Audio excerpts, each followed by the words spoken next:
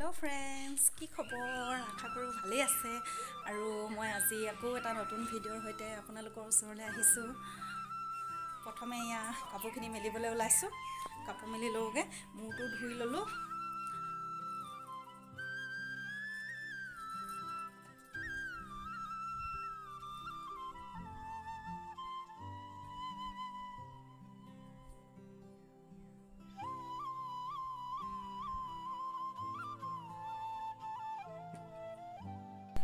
এইটো এইফালে চোৱাচোন, এইটো ফুল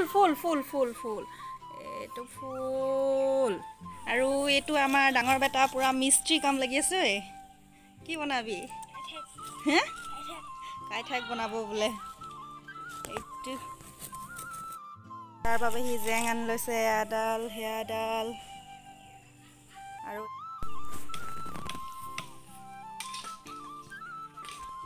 ইয়াত নাথাকে, ইয়াত আই ধান মেলি থৈছে। ব'লা।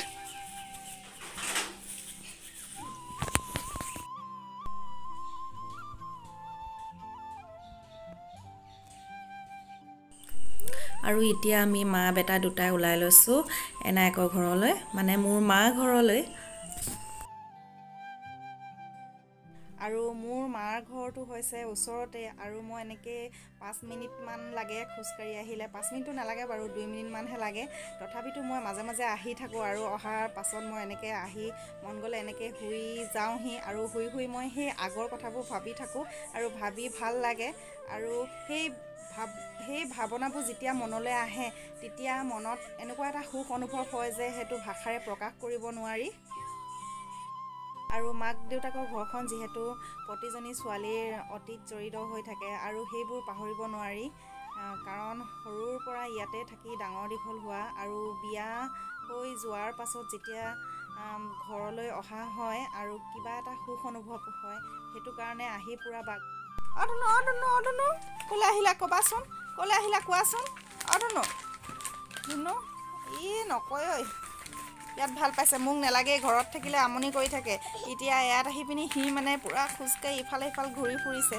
মায়ে নতুন চোলা এযোৰ আনি থৈছিলে বেটালে, এতিয়া পিন্ধাই আছে। কেনেকুৱা লাগিছেনো বুলি। ধুনীয়া দেখিছে ন চুনু? আই ই কম মোক অকল চুলিখিনি টানে। ঐ চুলিখিনি নেটানিবা। আই চুলিখিনি টানি লয়। ই মোক অকল চুলিখিনি টানে। পেণ্টটো পিন্ধি লোৱা। ফু এতিয়া গামলা এটা লৈ লৈছোঁহি, বাৰীত বিলাহী ছিঙিমগৈ। বাৰীত পাই গ'লোহি, আৰু এইজোপা হৈছে বিলাহী গছ। ইমান ডাঙৰকৈ ইয়াত কেইবাজোপাও বিলাহী গছ আছে, ইমান ডাঙৰকৈ একদম বাঢ়িছে। আৰু বিলাহীখিনি ছিঙো বুলি আহিলোঁ, আৰু দেখিছোঁ যে গোটেই বিলাহীখিনি এনেকৈ মানে বেয়া হৈ গৈছে, পকা নাই। আৰু নপকোতে বিলাহীখিনি এনেকুৱা হৈ গৈছে। গছকেইজোপাও অলপ মৰিছে, আৰু হয়তো বৰষুণৰ কাৰণে এনেকুৱা হৈছে, পানী পাইছে কাৰণে গেলি গৈছেগৈ। পকা তেনেকৈ নাই, কেইটামানহে আছে। বাচি পেলাই ছিঙি লৈ যাওঁ ইয়াক।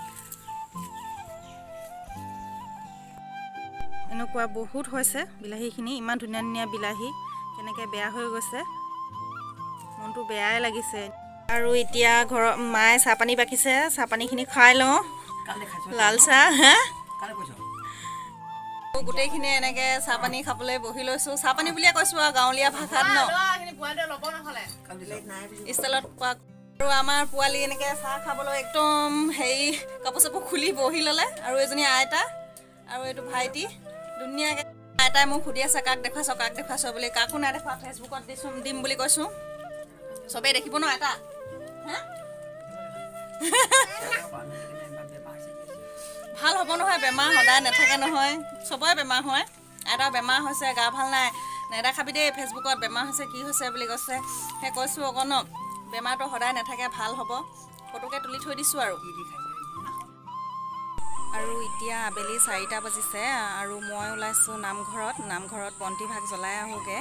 আৰু মোৰ লগত আৰু এজনী যাব, তাইৰ লগতে আমি দুজনীয়ে যাম। নামঘৰ পাই গ'লোহি, এতিয়া আমি চাফ চাফাই কৰি আছোঁ, তাৰপাছত বন্তি ভাগ জ্বলাম।